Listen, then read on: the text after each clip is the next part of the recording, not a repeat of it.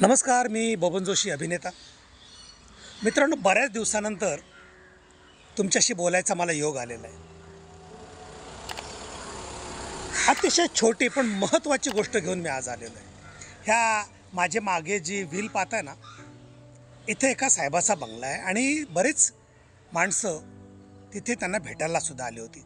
त्यांनाच घेऊन येणारा एक ड्रायव्हर, त्याच्याशी माझी गाठभेट झाली.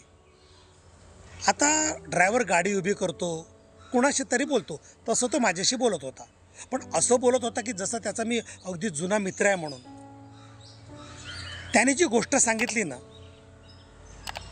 ती गोष्ट खूप हृदयस्पर्शी होती आणि हार्ट टच झाली. म्हणून मला मुद्दाम म्हणून तुमच्यापर्यंत यावं लागलं. बोलता बोलता आम्हाला विचार झाला, आपण एकमेकाला विचारतो, तुमचीच गाडी स्वतःची आहे का? तर तो म्हणाला, हो, ही माझी स्वतःची गाडी आहे आणि याच्यावर असणारं जेवढं लोन होतं ते मी क्लिअर केलेलं आहे. मग तो म्हणतोय की साहेब, मी 10वी नापास असल्यामुळे घरातली माणसं कंटाळली. ए बाबा, तुझ्याने काय होणार नाही, तुला काय करायचं ते कर, घराच्या बाहेर जा. पण शेवटी आई ना, आईचं हृदय.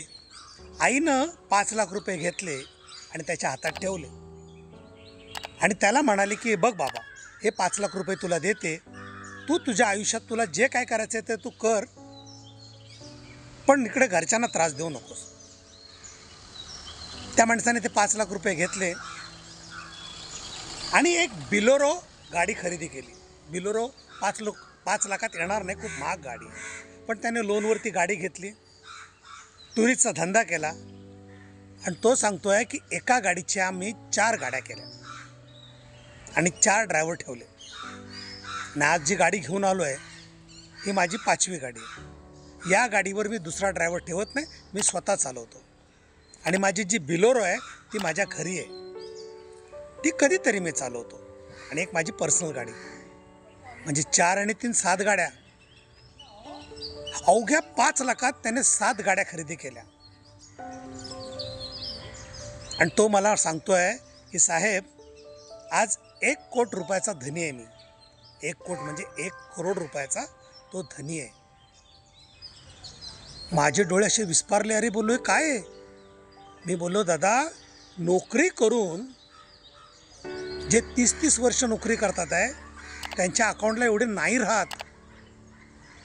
आणि 2008ला त्याच्या आईने त्याला 5 लाख रुपये दिले होते. 2008 ते 2024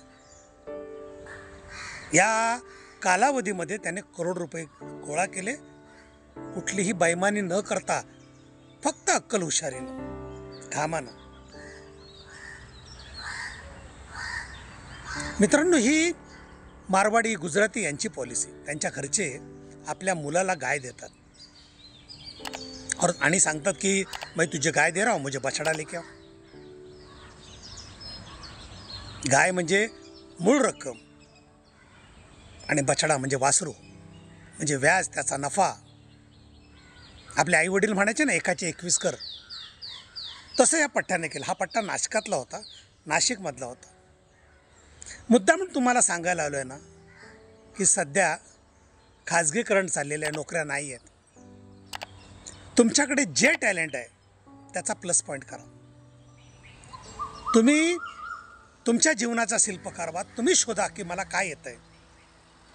सगळेच जण बेस्ट असतात, तुमच्यामधला जे बेस्ट पॉईंट आहे ना तो शोधा आणि त्याचं व्यावसायिक म्हणून रूपांतर करा. पहा जमते काय. धन्यवाद.